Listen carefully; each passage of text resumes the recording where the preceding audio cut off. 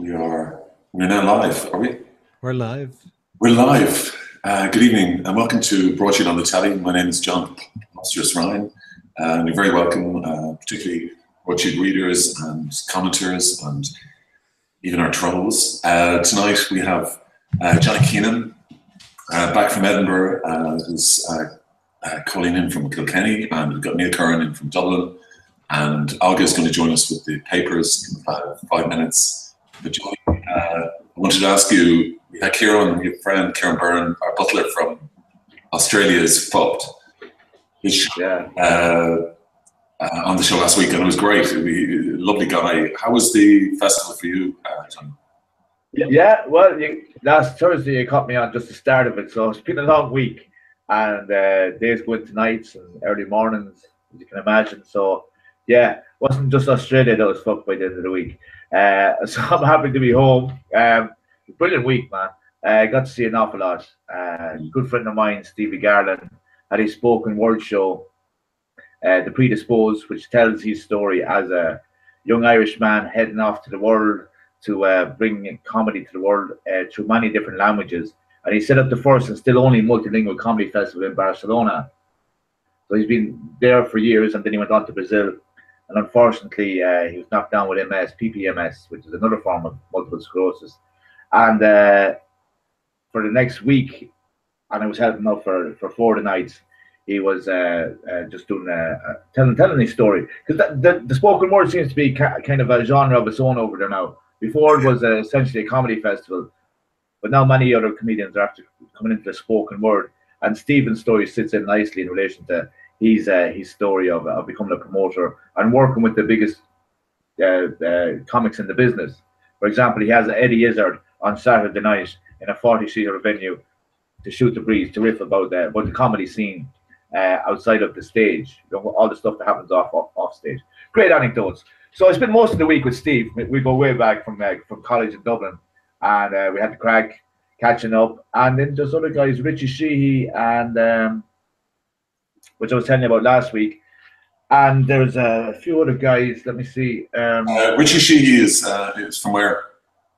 From Cork, but living in Amsterdam. Right. And he's definitely a comedian to watch. And he was saying Chris Kent, another Cork man, is probably the best Irish comedian on the circuit now. So I know Chris. I've seen him a few years ago, but apparently his show over there now is absolutely fantastic. And I went to see a brilliant show. Phil Nichol, a Canadian guy based in London, and he had an amazing show about his brother, and once again made the leap from comedy to spoken word. Obviously, a lot of comedy punchlines and a nice comedy team going through it, but a very poignant, heartfelt story. And I think that's the thing to come out of Edinburgh for me. That people are beginning to be more serious about the spoken word. Obviously, every other show is Trump this, Trump that. Yeah. And it's too easy. But when you have the likes of what Kieran Butler was doing, and I think he's kind of come full circle because he started this show 4 years ago. And as he said, or I don't know if it was picked up on, if he did say it last week, but what came through was that he didn't have to do much flyering, and his show was a free comedy show as well. But he had put down the start of the show was in 2013. Australia is fucked. Yeah. And the premise of that show was to let the rest of the world know that Australia is very bad in relation to its bigotry, racism, ignorance of global warming and climate change. And if you don't look at Australia now, the rest of the world will be fucked. And hence Brexit and Trump happened. So he's not lauding it, but he's getting the crowd. So I'm thinking that's one of the shows that will be acknowledged on the fringe, and I think he'll be moving forward with it in a positive way, so he can go back to what he was originally doing, was being a musician. One last thing, which I want to make the point on that I found a bit bewildering, and I did get a few interviews with a few guys in that, but they didn't come out as good as I'd like them to. But I felt like all the shows I went to see were free, so you get in for free, but if you sit for the 50 minutes, which is the length of a show, and walk out, there's a bucket there in front of you. So you're obliged almost to give something if you last the show. Yeah. And I was doing the door myself for a few events, because I was mostly working, so I didn't get to see as much as I'd like to, you know. But it just bemused me, for if want of a better word, how people could actually just sit down for 50 minutes and then walk out and say, "Oh, thanks, man," or "I don't have any change," while they're holding 2 pints. Yeah, yeah. You know, it's like, you know, there's no problem buying fucking drink, any amount of it, but to give one, if everyone gave £1 in a 40-seater room, that's 40 quid. That is above average for a show, and the artists, and they all are artists, the ones I went to see anyway, because they believe in what they're doing. It's part of their makeup and trade. It's not a holiday for them. The holiday is when they finish that month, and it's a grueling month, man. You know, if you really want to be serious about your art, Edinburgh is the place. And I just felt it was absolutely ridiculous that people would walk out of a room after spending 50 minutes and saying, "Sorry, man," or "Thank you, man," or "I've no change." And one guy had said, "I only have a card." That's no problem, man. There's a bank link upstairs. I'll go up with you. If you want to give me your number, and I'll go up and get it for you. You know, just taking the piss back. Because I just felt like, is there no value on creative art, but there's loads of value on a pint that's gone in 5 minutes. So that's one thing that pisses me off the whole time. And what would you make for a show? Like, what would be the average? If there was 40 people there, would you make 20 pounds? Oh, here, listen. Some people would give nothing, and then other people would give tenner. Yeah, or 20. The average of the main ones that would be on the main arena, if you like, where's the underbelly and assembly halls and stuff. I think it's 15 quid per ticket, and they don't do the door, or they don't do the bucket then. But you know, there's no such thing as, it's understood in Edinburgh. It's understood, and I'm not calling out the jocks. Like, there was Spanish there was Asians. They all walked past, but I don't know. I don't know how they can how they think that it's all right. But that's the way it is. That's the way. I suppose if you give people the opportunity to give nothing, that's what they'll do. Well, I just thought it was really bad. But would the more generous punters have given, like, would it have evened it out? Yeah, it did even out. It did even out for Kieran's show, and it did even out for Stephen's show as well. Because the ones that could have went out together and gave nothing. Does, you know, that policy? Does it? After that, would have given a tenner. So, you know, it averages out. Johnny, but what was, yeah, does the policy, does that operate here at all, whereby people would donate at the end? Well, you see, it's a new thing. Well, I actually did it for the 2014 World Cup in Kilkenny with the Laughingstock Comedy Club on the fringe and off the fence. I had 10 comics, 10 minutes, the average €10. Keep it all at 10, you know. Yeah. So the 10 comics will get up and pick a country out of the World Cup hat and riff about that country within their set. Okay. And you know, the people came. We had Joe Rooney, a very notable Irish comic, and I think it was 50 people we had in, and €36 we raised. And that for me was the ultimate litmus test in relation to giving the booklet, because I hadn't done that before, and I just thought, yeah, wow, it's unbelievable. But I think guilt. You know, you have to shame people into everything. You know. Neil, do you charge? I mean, do you have that position where you donate at the end rather than? No, for stuff we do, we charge. Now, the free fringe is different in Edinburgh because that's the whole setup, that there's a bucket and the festival's free. And a lot of comics and performers have been found in the free fringe. But yeah, I strongly believe with anything in the arts that you have to put a value on it. I mean, myself and Johnny were talking about this before. You have to put a value on what you do. Kind of like with a casual night of comedy in Dublin, you know, you're looking somewhere between 5 and 10.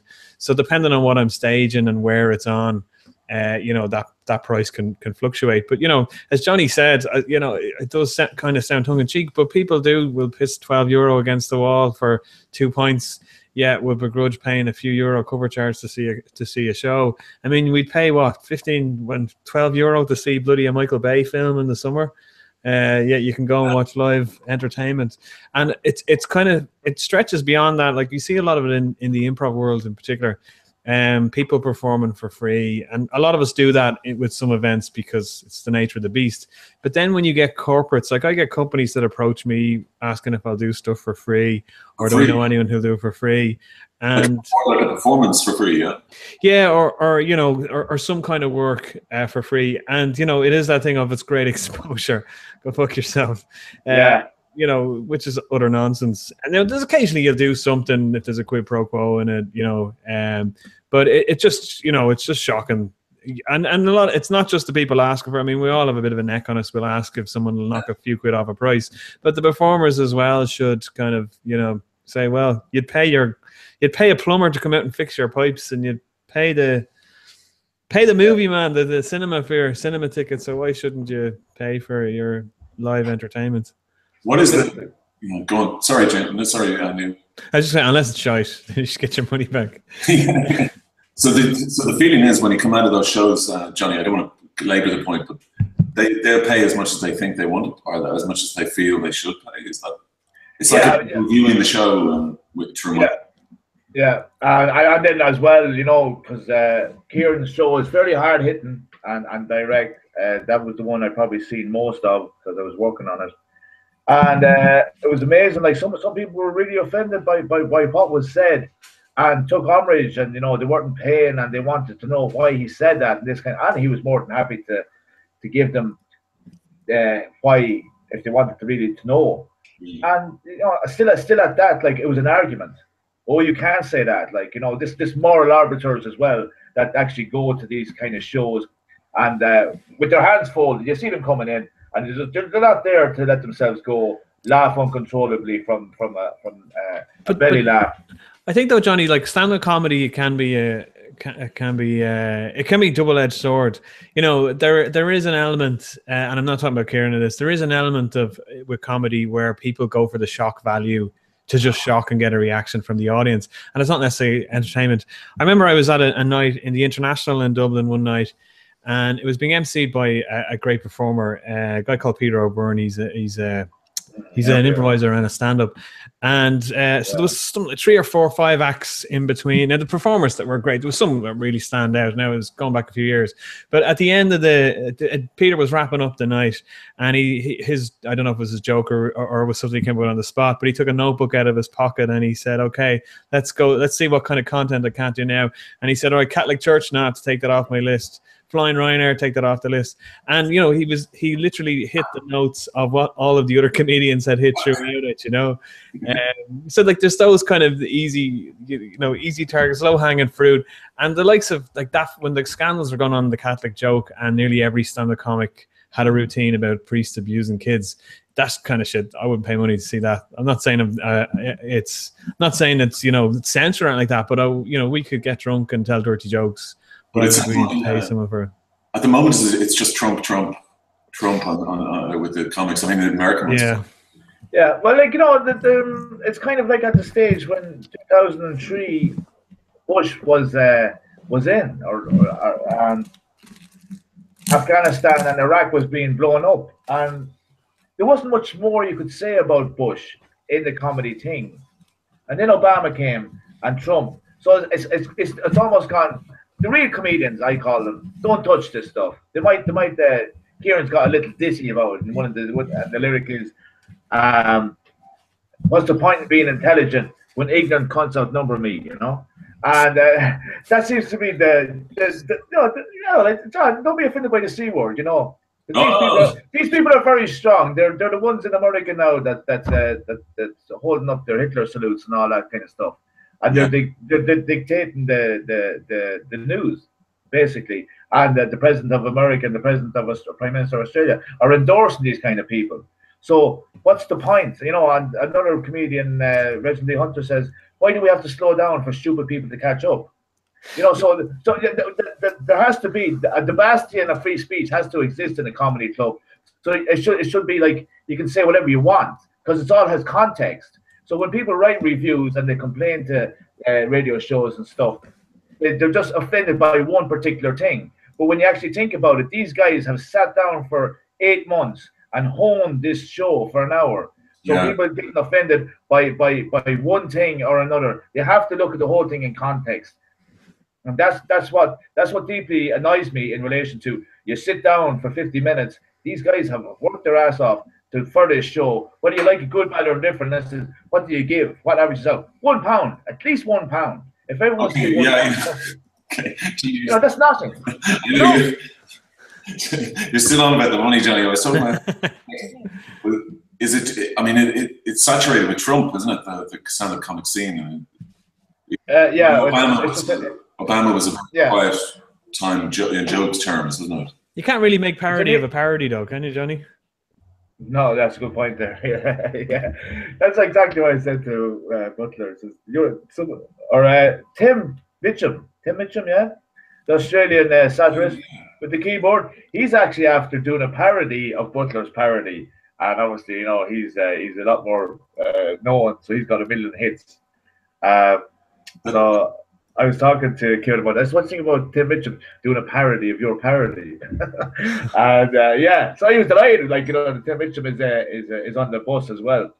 There's plenty of room for artists to call it out. And that's the times we live in, lads, as far as I'm concerned. In 1960s America, with the counterculture, the hippies, but music was, revolution was in the air, and music, the great John Sinclair, who I had over here, I mentioned him on the show before, manager of MC5, kick out the jams, you know, in relation to how important spoken word is now. That's what, going back to what I was saying initially. Spoken word is the serious part of where the spoken word is. Comedy is kind of it's not as relevant now. It'll always be relevant, but there's too much serious shit going on in the world, and the alternative voice is being brought to the fore, like in the 60s. So I can't imagine that X Factor and The Voice and all this cover band shit and pop crap will have any relevance. I think people are beginning to be serious and say, how can I play an active role as a concerned citizen? I'm going to pick up a guitar and learn how to play a Bob Marley Redemption song and maybe write my own version out of that. That's what I see in Edinburgh. So I'm coming back very much inspired and invigorated to go on with my next concert, which is in Kilkenny on the 10th of September. This that I can tell you about later. Yeah, okay. This is the One Love festival that you're going to organise. We're going to have a direct provision element. Yeah, we're going to have a direct provision element, and also people that were affected by industrial schools as well. And the multicultural society that Ireland is having to deal with, and if we don't deal with it in a positive and progressive way, we'll end up like Brexit and Trump and Australia. Because Ireland is worth fighting for right now. It's worth fighting for because we can very easily be led in, like the young little blind kid in school just want to hang out with the big lads. We need to take stock. We need to tell our government that we're not American, we're not British, we're not Australian, we're Irish, and whoever's in is in. And we're gonna form a very good multicultural society about that, where Ireland is progressive and an example to the rest of the world. That's the society I want to be part of, and I'm adamant I'm going to get this gig going on. It's going to be massive. Broadsheet are going to be behind it. I'll let you know more as the information gets out there. But let's just say the positivities, the vibes are good. The vibes are good. Okay, but thanks for warning. Thanks for warning us and telling us about this beforehand. And but we will get behind it from now on. It's the first I've heard of it. So. It better be good, Johnny. After all this, it's only have to come together in the last few days. So better be good. Times is against us. But as Barney himself says, strike the hammer while the iron's hot. Well, Neil, I was going to say that we have a lot of right-wing people in Ireland, but we have very few neo-Nazis, as far as I can see. Well, we have a lot of Trump sympathizers. You hear them every time there's a discussion about Trump on the radio. You get the texts that come in. So there's plenty of Trump sympathizers and Trump supporters out there, and you see it in the comments. So, no. That doesn't, I mean, that really does not equate to a neo-Nazi. Well, I don't know. It depends on what views are being supported.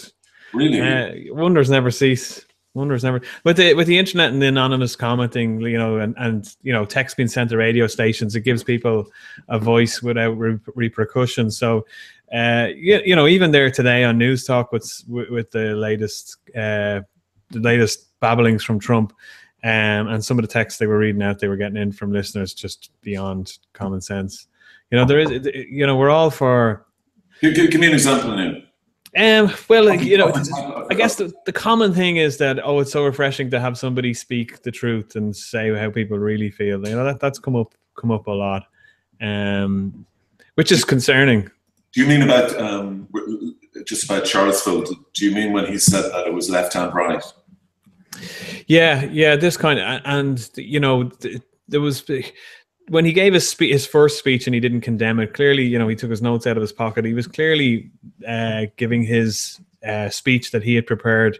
Then the White House reels him in. He's reading off the auto cue. It's a different tone, and then he undoes it all. Then a day later, and just reiterates what he had said previously. And people who support him, you know, love him for that because he's speaking his mind. He's not reading off a script. It's very concerning. Does any of this? Sorry, Charlie. No, well, could he not be impeached for inciting violence? Because that seems to be what he's been doing since before he got elected, and now by what he's saying on a daily basis. Like, surely, like, your man was going to get impeached for his Spokegate.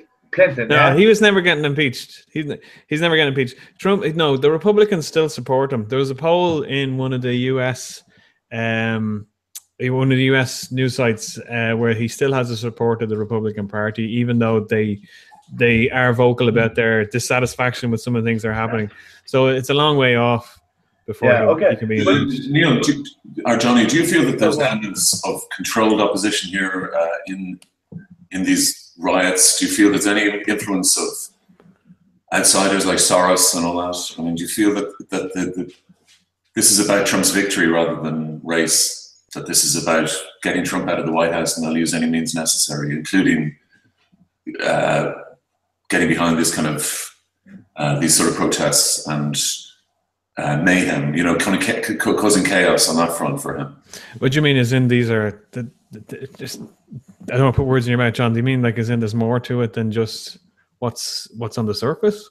Well, I always think that, really, but I think in this instance that the associations, the far right associations seem a little bit vague in certain regards. I mean, it seems like Obama supporters are now part of this sort of far right thing in Charlottesville. Do you understand? There's a I don't know. It's realm of conspiracy theory in this regard. I mean, when you have somebody in power who shares a point of view with you that may have been a minority view, that kind of brings those people out of the woodwork.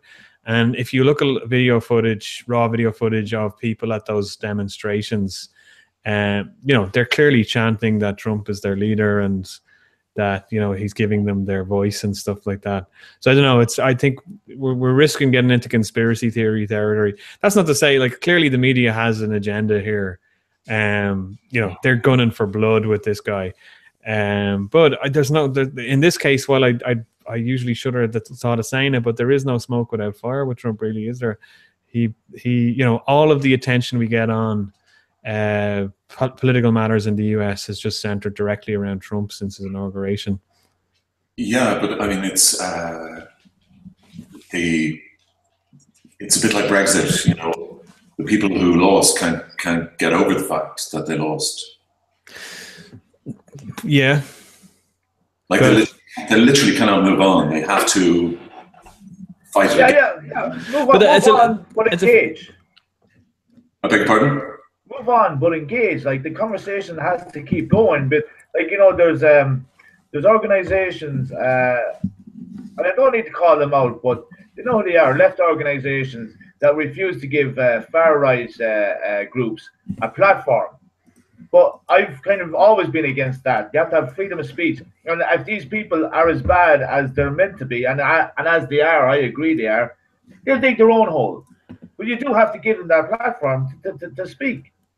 You can't just say, I don't agree with them, and I don't agree with them for all the right reasons, and now I'm not going to let them speak.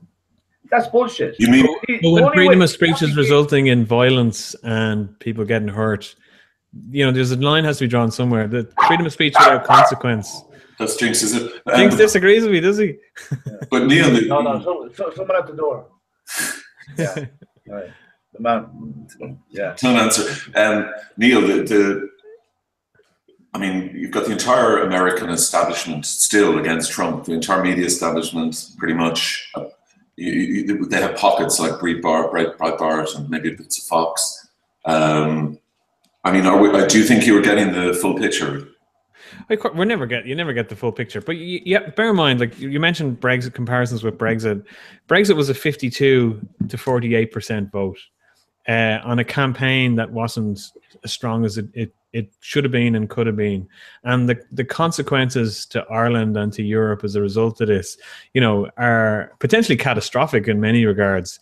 To the point that we're so far beyond that vote, yet the British government doesn't know what they're doing. And this is potentially people's livelihoods and peace in the north we're talking about. So it's a very serious matter. And in that case, you get noise for like, let's do the vote again, and I'd be in that camp myself. Let's do the vote again and see if we get a different result.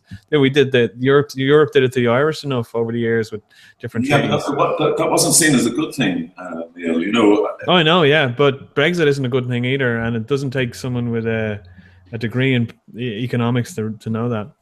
But well, I mean, it is a bit too early to say whether Brexit is a success or not. Certainly, the British, their business, their consumer.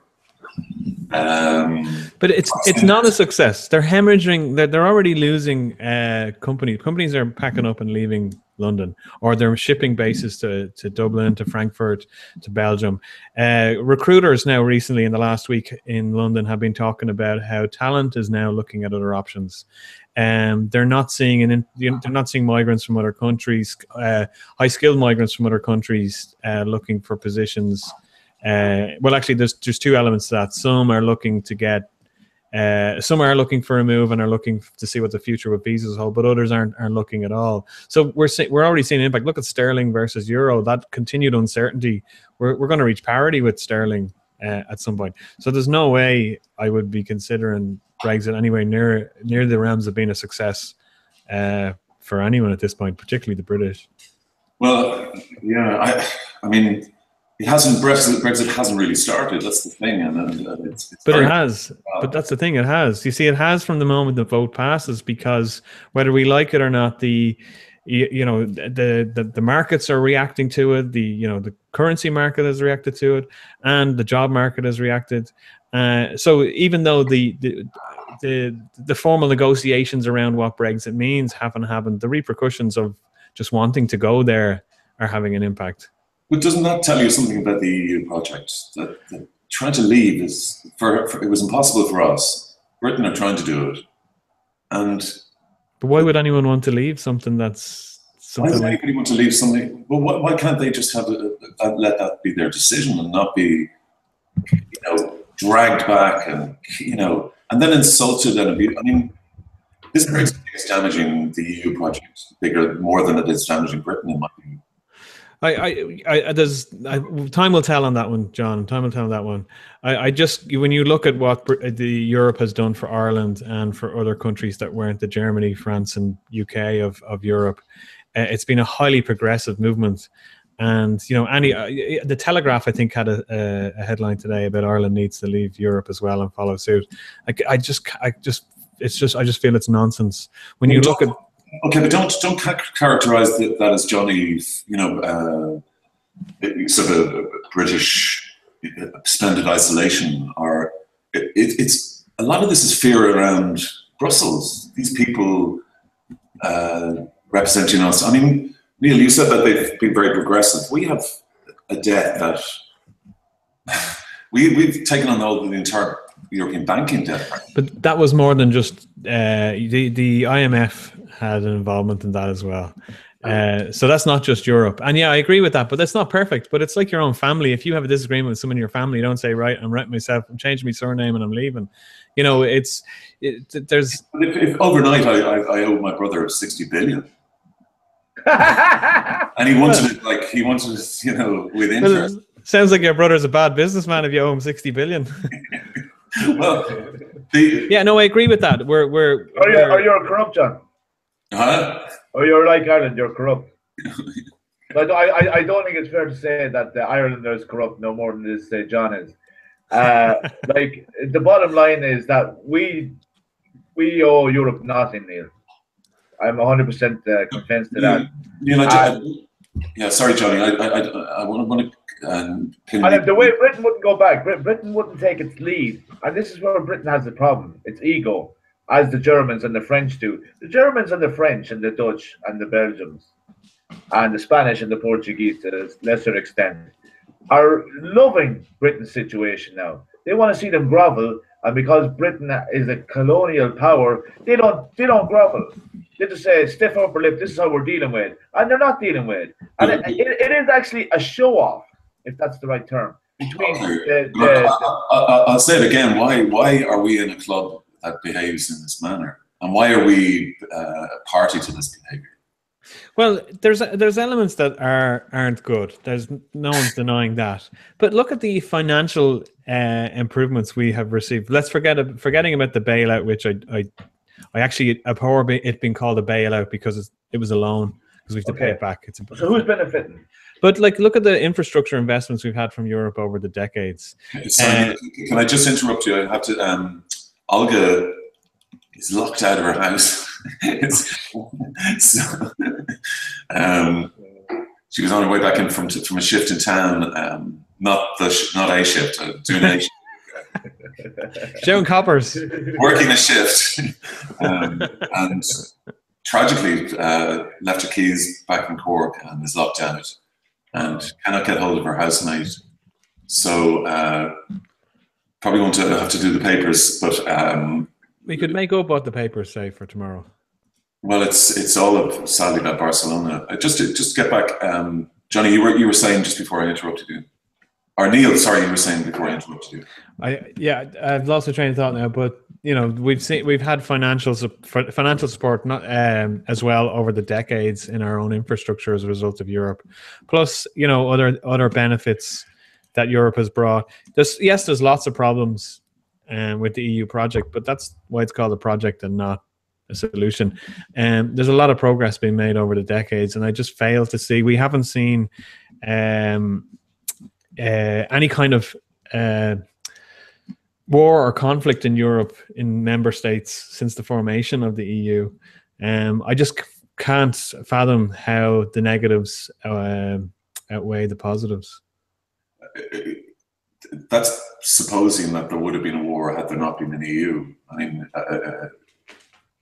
mean, we could have had peace without the EU, presumably. I don't know. We'll never know. We'll never know. I mean, but it's the one thing that doesn't never crosses. It's one thing we don't consider. Like we're a generation where when we consider conflicts in the world, they're never on on Europe's doorstep. Yeah. But Neil, how do you tell? Like you're expecting a child. How do you tell that child in 20, 30 years' time when this EU project, which originally was just a common market, wasn't it? Yeah. It is now what it is now. We've got our currency. We've got we're not sovereign effectively. How do you say in 20 years' time, like when your kid says, "Grown up now," so what the hell happened here? But why would a kid be saying that? A kid didn't know what it was like growing up in Ireland in the 70s and the 80s. I don't know what it was like growing up in the 70s. Different times. We're evolving. I would proudly call myself a European just as much as I proudly call myself an Irish person. I have a lot of reasons to dislike Ireland as well, but what do you feel as a European? I mean, when you see Juncker talking, do you feel patriotic? I mean, what is it? Yeah, but old people will eventually have to retire and they'll be taken over by younger generations. It takes 2 generations for systematic change to take place. But the fact I can get on a plane with my wallet and I can fly to Germany, to France, to Italy, to Spain, and get off the plane, show my ID, and spend the same money I've spent in my own country. These kind of steps. We're knocking down barriers. We're knocking down those dotted lines that have caused so many conflicts and issues over the years. Still a long way to go, but it's a step in the right direction. John? Yeah, but did I think we're the weapon boys of Europe?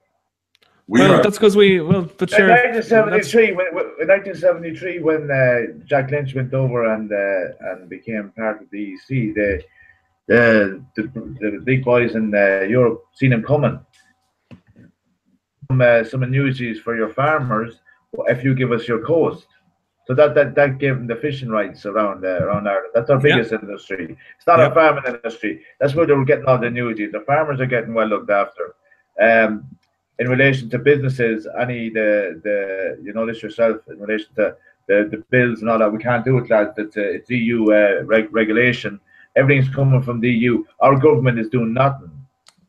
Fine Gael are a part of that big political party in Europe, and they're all in that bureaucratic club together. And they couldn't give a Highlander fuck as long as they get paid. So we owe Europe nothing, and it has to be told to Europe that we owe them nothing.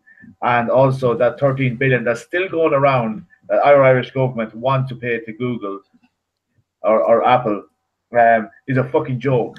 So if we start standing up to Europe and they give us a little bit of respect back and say, oh, by the way, lads, you're right, we'll go around in another way.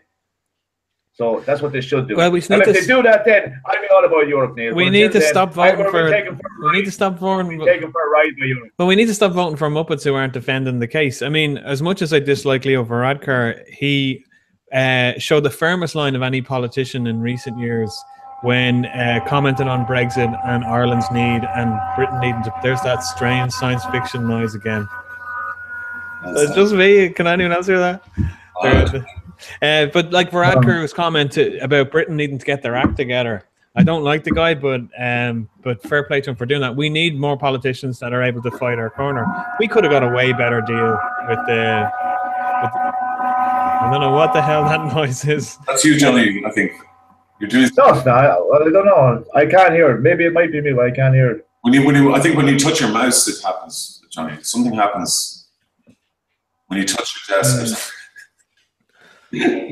I'm touching that. My hands are under the table for anyone who did the piss. I could be doing anything. Sorry, Neil, carry on there. Yeah, so like if we need to vote for politicians that will fight our corner better, but anyone who's living in the dark ages saying that Europe's not good for us needs to go back to the fields drinking cans. Well, the fields drinking cans is nice if it's your field and you feel that you don't know for the cans, and I mean the EU project, as far as I can see, is it's not finished yet, and nobody can tell me what the ultimate goal of the European project is.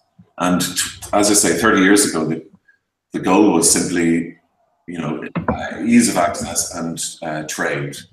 But now it's a whole different ballgame. And although you say it's progressive, we don't seem to pick up the progressive laws as such. I mean, abortion's legal here, but it's available in most parts of Europe, for instance. Yeah, exactly. So where's the social dividend, the Neil, in the Open Project? Well, I mean, do we want? There you're talking. There's somewhat a contradiction in terms. Like we want sovereignty, but then, if you take the abortion case, do we want the EU to tell us what, to be able to force us to change? And I'm not talking specifically about abortion here, but what I mean is, do we want the EU to be able to force us to change our constitution?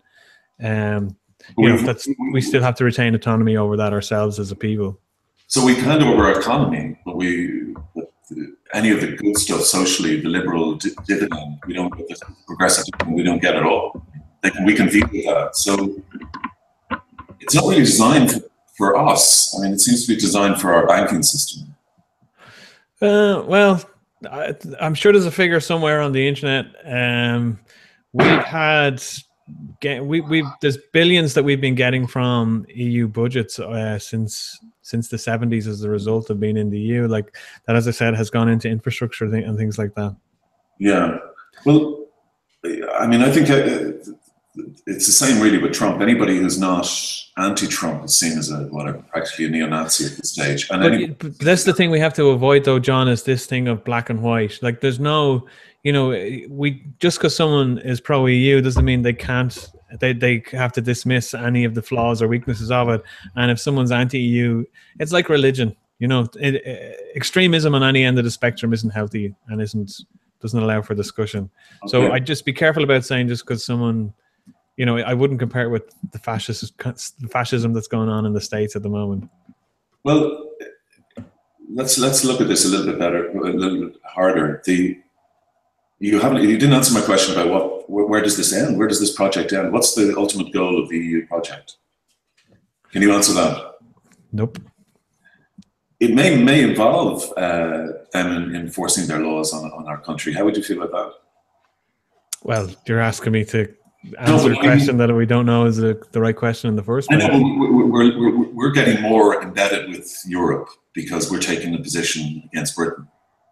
But to what end are we involved in this EU project? I mean, are we happy with the way it is right now, or do we want more integration with Europe? Or, I mean, nobody can really answer that. Even Caroline McAvoy, who's a university professor and studying in politics or in European in this area, she couldn't really answer that. Remember? Yeah, but is that something we're afraid of? Afraid? Well, you know, I don't want to. I know you're nothing's a conspiracy, Neil, in your world, but I mean, well, we've all read 1984. We've all read Bright New World. I mean, what are the EU? Do they want to become more? Does Europe want to be effectively like the United States? That's exactly what I was going to say. That seems to be where it's going. And if that is where it's going, Neil, and you would be against that, you must see that people like myself, maybe, or others, are actually good-natured, well-natured in their opposition to the EU and support perhaps for things like Brexit. We'll just have to wait and see if that's where we're going. I don't think that we have to be in one corner or the other until, you know, without discussion and debate. Yeah. All right. Well, what?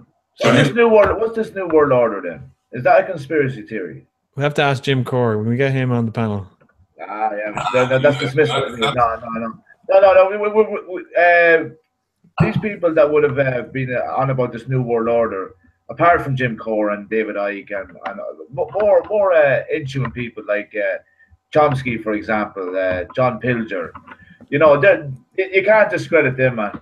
They've been doing documentaries and studying logistics all their lives, so they see exactly what's coming.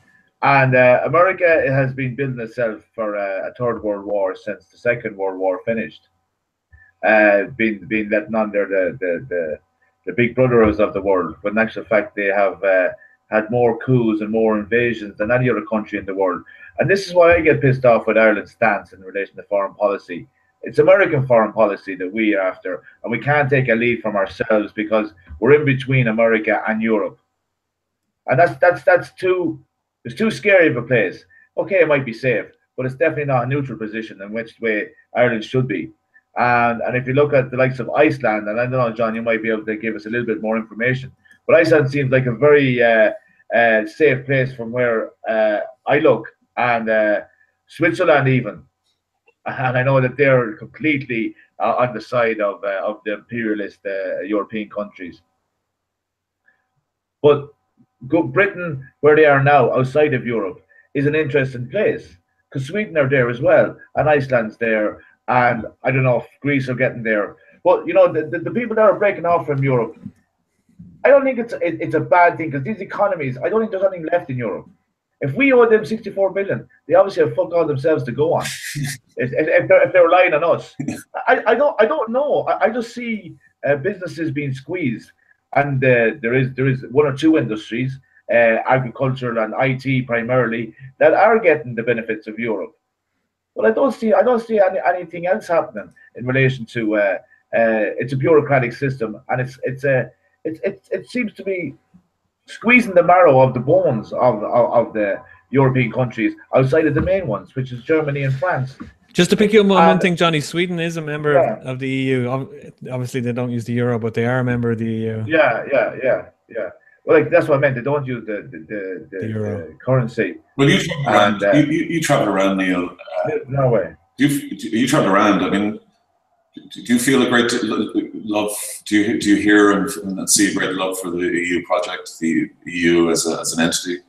Well, I've been to Brussels a few times, Belgium a few times, and I know a couple of bureaucrats who work for the EU Parliament, and they're regular folks like ourselves, hardworking, and big supporters of it. Now, I'm politics isn't my area, but there's a lot of people. I would like to think there's a lot of people, doing their best to pull in the right direction for everyone.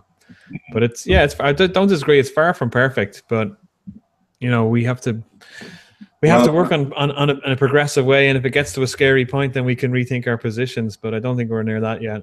Well, no, I don't think our position has been allowed to give it to us. Neil, I don't think that our leaders or the government that have been voted in don't give the population enough credit. Count said it a few years ago. Go back and think again. Rodger is very capable of saying the same thing if we have to vote on any EU treaty again. And there's many more of them coming down the line. They can use Europe in relation to, lads, we have to abide by here, because if we don't have Europe, it's fear mongering again. Yeah, but that's our politicians. I agree with you, Johnny. Our politicians are making decisions on our behalf without going back to the. So we need to stop voting for these muppets and get people in power who. It's not going to happen. Not in our lifetime, anyway. I think there's a lot of people out there who walked through things like Maastricht and things like that. They didn't really any of these things. In fact, yeah, I'd agree with that. That was 1992, and I remember what I was voting for back then. And because I suppose I was intuitive and I was brought up in relation to know the politics around you. But that has to be a mandatory school subject. Politics. Why not? Like, for fourth year or fifth year, this is what's going on in your country. And I agree. They do modern history, but they don't dip into these treaties, how much they affect us. I think that's tactical again. God forbid that the education system might fucking teach us something interesting. What you get in your leaving? What did you get in your leaving? A bus from Athlone to London.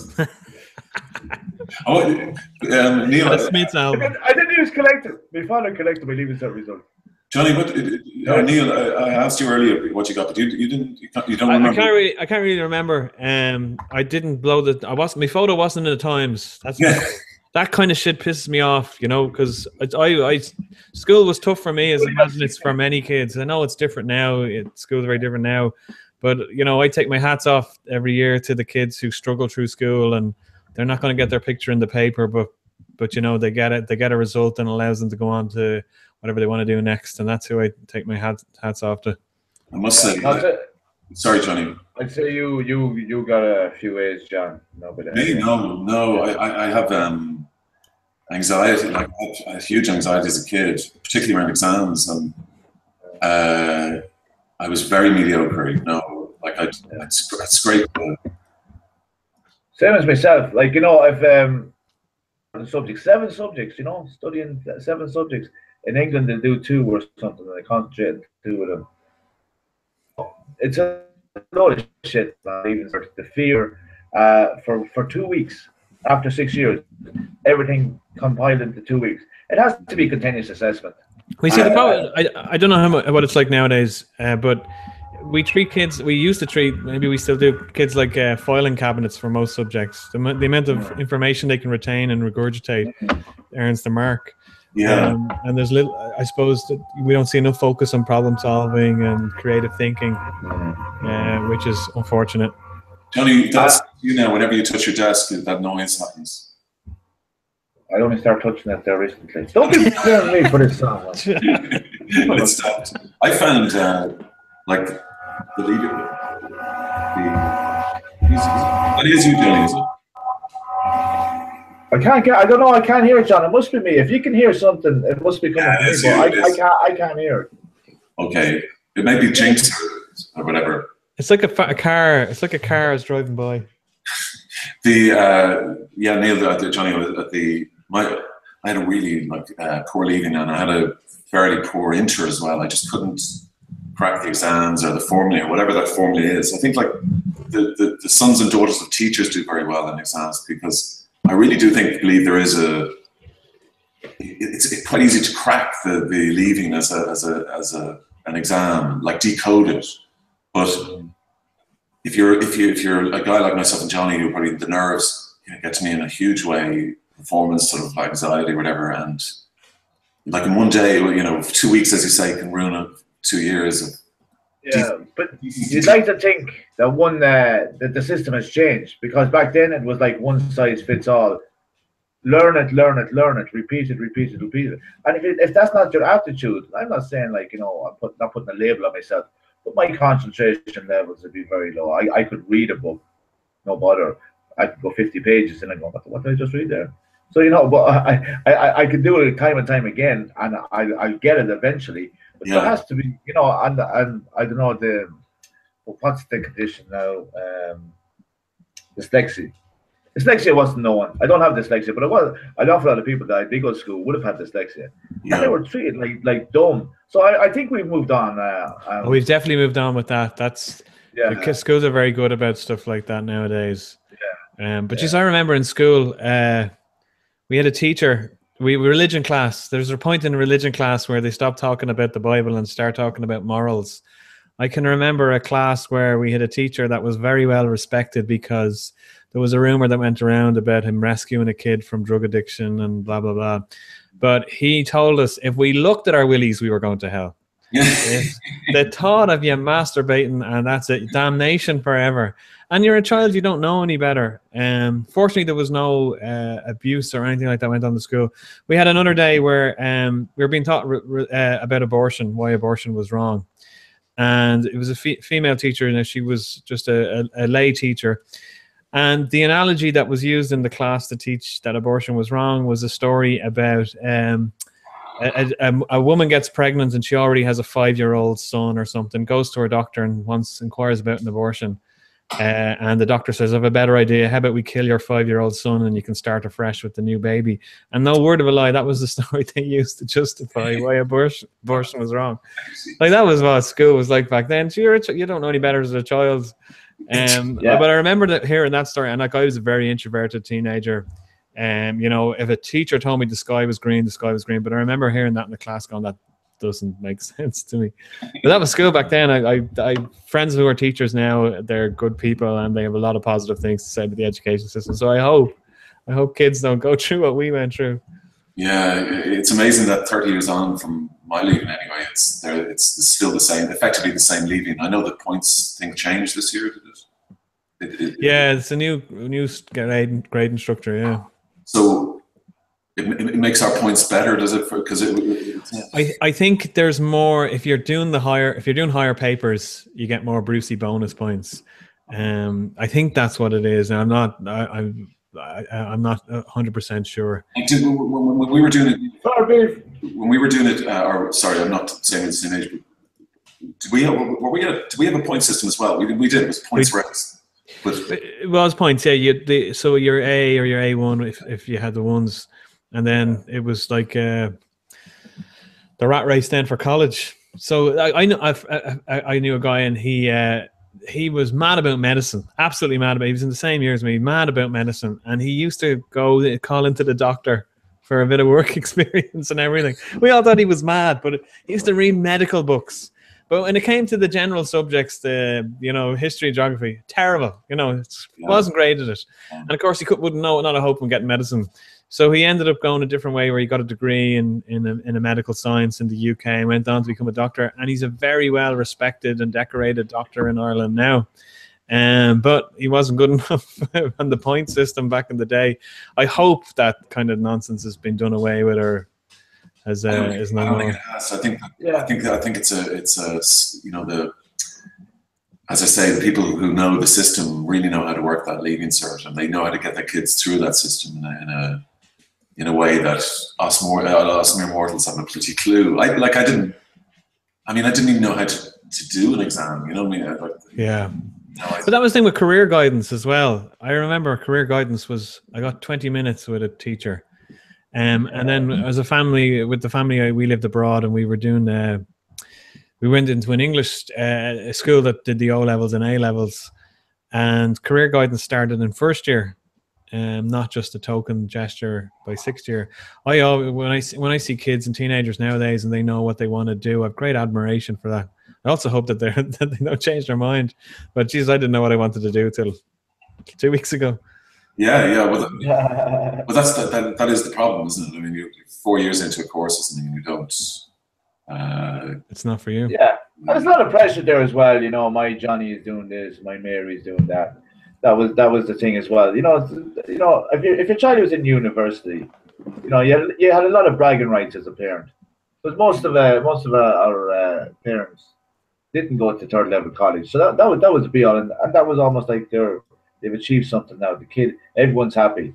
The kid going to university when 17 and 18, it works for most of them, but I think there's a lot of pressure on as well, and the education system isn't as good as it's meant to be. Irish education. I agree. It's the best in the world. You know who says this? Education. I agree. And also, sorry, just on this one. It's still big business. You know, health is big business in this country, and the second biggest business is education. So university fees are getting higher. So by giving more points, you know, why not?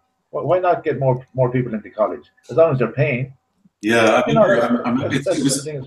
literally keeping score, isn't it, Neil? I mean, I interviewed Pat Kenny once, and Pat being... Where's the job? I'm going into college to do a degree in this. Can you guarantee me that I'll have a job in 4 years, or do I have to fuck off to Canada and Australia like everyone else? Are you asking me?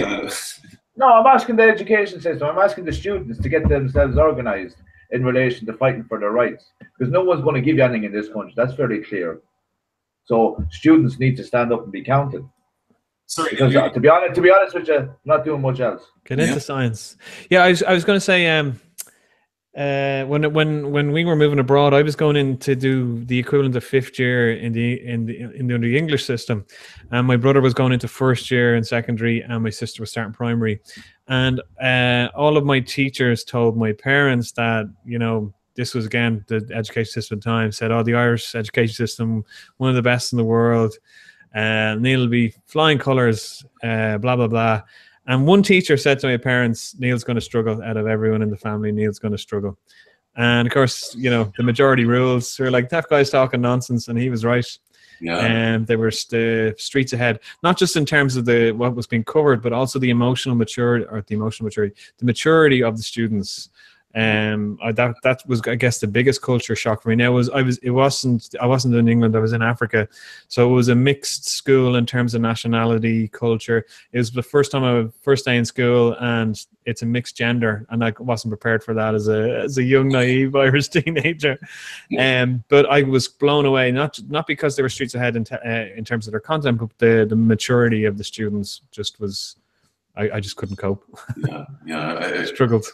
I know we were terribly immature doing the league. When I look back, I mean, I would hope that nobody is as ignorant as we were. Let's see Johnny as well. Yeah, no, like, you know, I love music. The idea of learning music, go away with that. Like, you know, it's commerce and accountancy. Yeah, these are.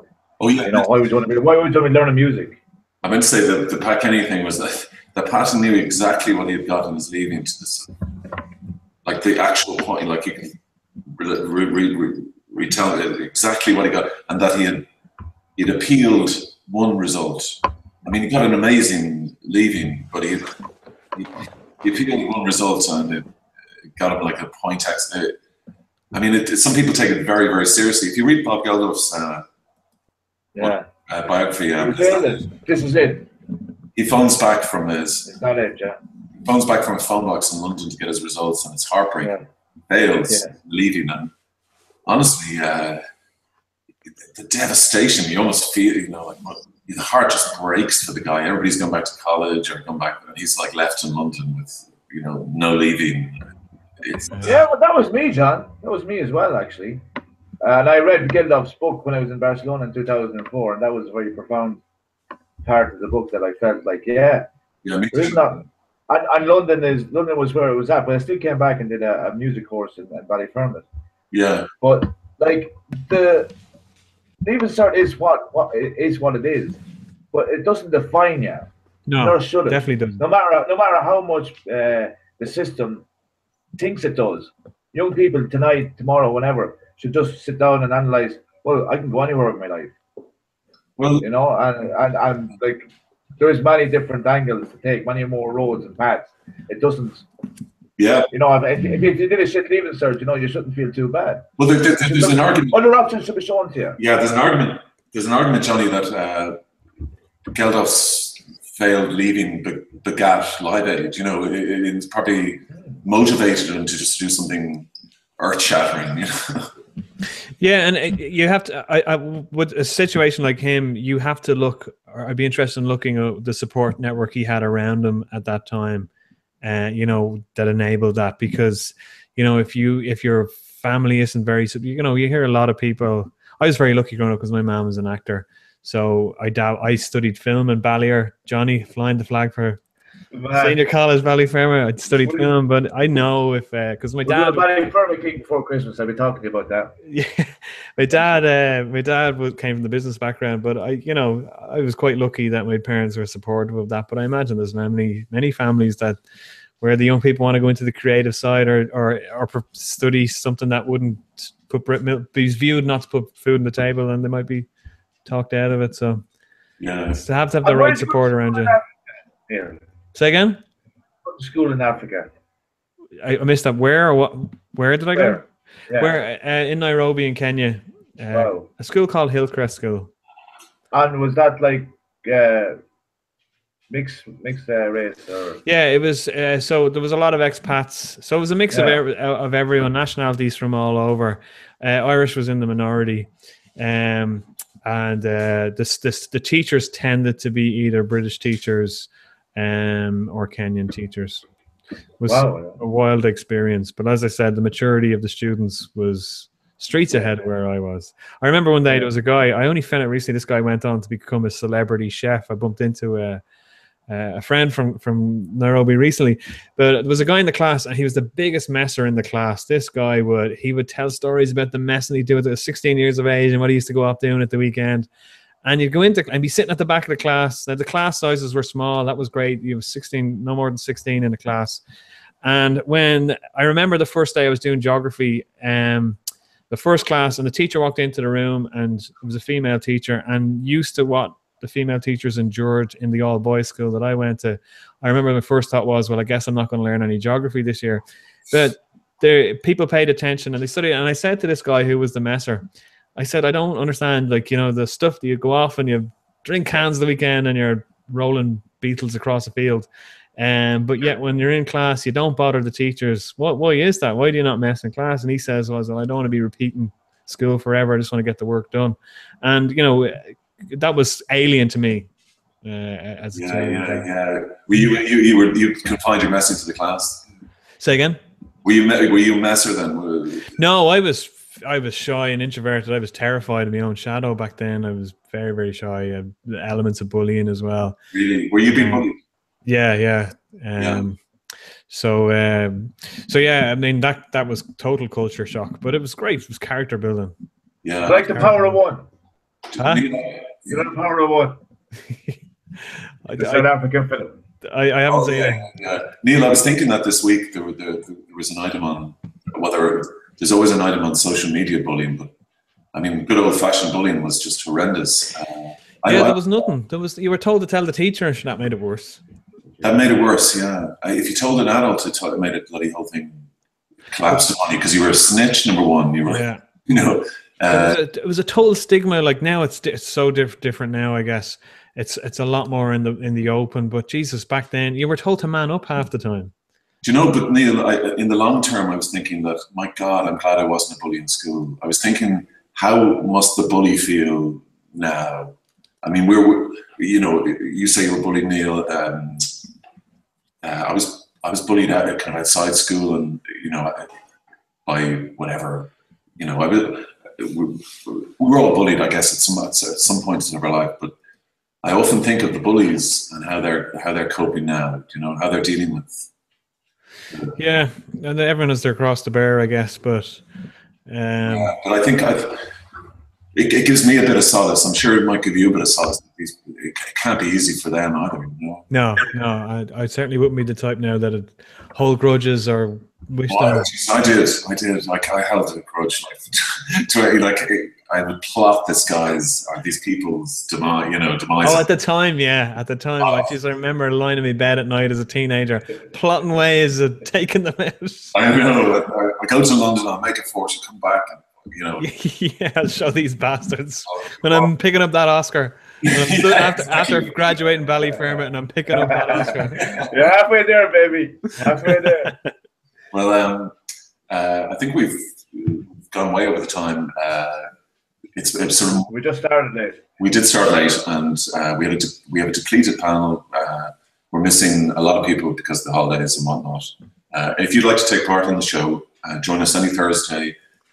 Just write to us on Broadsheet at broadsheet.ie, and just with a small bio. We'll take anybody want to be done. We'll take any political persuasion, left, right, hard left. No neo-Nazis, I don't think, but I don't think there's many neo-Nazis out there, to be perfectly honest. I hope all of you gets back into our house. We're very sorry that you couldn't join us tonight. All the papers are dominated by the events in Barcelona earlier this evening. So we will say goodnight and hopefully see you on the site tomorrow. And from Johnny Keenan in Kilkenny and Neil Curran in Dublin, and to all you Broadsheet readers, commenters and trolls, thank you very much. See you next week or on the site tomorrow. Thanks. Awkward silence. Thanks, guys. Yeah. Thank you very much.